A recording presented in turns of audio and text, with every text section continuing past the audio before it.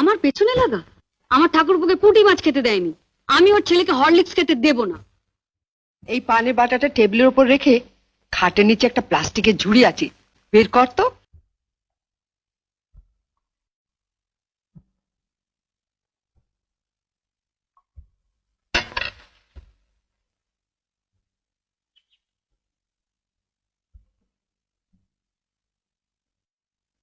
বস।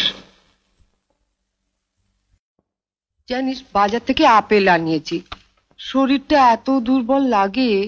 ওই হরলিক্সটা তুমিও খেতে পারো মা।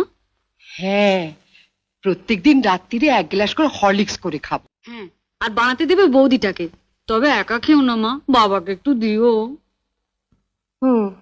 বিয়ের পর তো বাবাকে কিছু খাওয়ালি না, তা এতই যখন খাওয়াবার শখ তখন বাজার থেকে একটু বিষ এনে দে। অসুস্থ নাতিটার মুখ থেকে কেড়ে নিয়ে আসা হরলিক্সটা তোর মাই খা। ঠিক আছে, তোমাকে আর খেতে হবে না। দেখ তো মিষ্টি কিনা।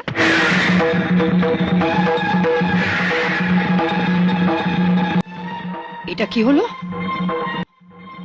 আপনি তো একটু আগে বড়দির ঘরে বলে এলেন মা, যার স্বামী যেমন রোজগার করবে তার ঘরে তেমন খাওয়া দাওয়া হবে। আপনার স্বামী তো মাত্র 150 টাকা পেনশন পায় মা। আপনার যদি এতই ফল খাবার শখ হয় মা, বাবাকে বলুন না রোজগার বাড়াতে। নয়তো এর পরেও যদি আপনার ফল খাওয়ার শখ হয় তাহলে বাজার থেকে 20 পয়সা দিয়ে কুল কিংবা পানি ফল এনে খাবেন, কেমন?